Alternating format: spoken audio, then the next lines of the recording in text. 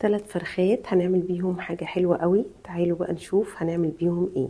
اول حاجة هعمل محلول نقع الفراخ. كل لتر من المية بياخد ربع كوباية من السكر وربع كوباية من الملح. هنقلبهم مع بعض كويس جدا، وبعد كده بقى تحطوا اي منكهات بتحبوها. حطوا لورا، حبهان، قرنفل، عيدان قرفة، ممكن تحطوا فلفل اسود حب، كمان شرايح من الليمون. كل ده بيدي نكهة للفراخ وفي نفس الوقت بيشيل منها الزفارة كويس جدا. انا ما كانش عندي فلفل اسود حب فحطيت فلفل اسود كده عادي خالص مطحون. لازم الميه تكون مغطيه الفراخ بالشكل اللي انتوا شايفينه ده. انا هغطيها واحطها في التلاجة لحد تاني يوم، وده الاحسن. لو ما عندكمش وقت انقعوها 4 ساعات بس. ده شكل الفراخ تاني يوم. شايفين بقى لون الميه اتغير ازاي؟ نزلت كل الزفاره اللي فيها والريش الزياده والدم الزياده. اللحم بتاعها بقى طري وهتستوي معاكم بسرعه وهتشرب التتبيله حلوه قوي. هديها بس شطفه بسيطه قوي تحت الميه واصفيها ونعمل لها بقى احلى تتبيله. هبتدي ان انا اعمل لها فتحات كده بالسكينه علشان التتبيله توصل للفراخ من جوه كمان. كل فرخه هتاخد بصله واحده وطماطمايه واحده.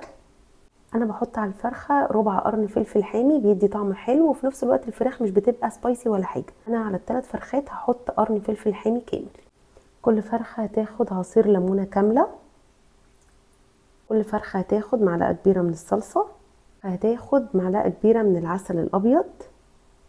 كل فرخه هتاخد معلقتين صغيرين من الملح، معلقه صغيره من الفلفل الاسود، ومعلقتين صغيرين من البهارات. جاهزه معايا؟ هضربهم بقى مع بعض كويس جدا. فاضل اخر حاجه هضيفها ليها. كل فرخه بتاخد ربع كوبايه من الزيت. هنزل بقى بالتتبيله كده على الفراخ بالشكل اللي انتوا شايفينه ده. بس كده تبلتها كويس جدا. الاحسن طبعا نسيبها في التتبيله شويه علشان تشرب التتبيله كويس، بس لو ما عندكمش وقت اعملوها على طول برضو هتبقى حلوه جدا. هعمل لكل فرخه كوبايتين من الرز البسمتي. هنقع الرز 10 دقايق بس في ميه مغليه. لما بتنقعوه بينفش كده وبيحافظ على الحبه بتاعته مش بتتكسر، وكمان بيستوي بسرعه. بعد ما نقعه ل10 دقايق هشطفه كويس جدا من تحت الميه وهصفيه من ميته كويس قوي. عندي بقى الصينيه دي حلوه جدا. هي بتبقى صينيه عاديه كده وعليها شبكه. بالنسبه لي هتبقى حلوه جدا ومنجزه لان انا هسوي الرز مع الفراخ في نفس الوقت في الفرن. هنزل اول حاجه الرز. هساوي الرز كده كويس قوي. كل كوبايتين من الرز هحط عليهم 3 لورا، 3 حبهان، 3 قرنفل، وعود قرفه.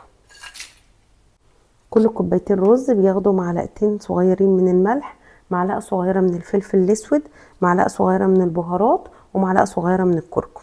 كل كوبايتين رز بياخدوا 3 كوبايات من الميه المغليه. اخر حاجه هضيفها نص كوبايه من الزيت.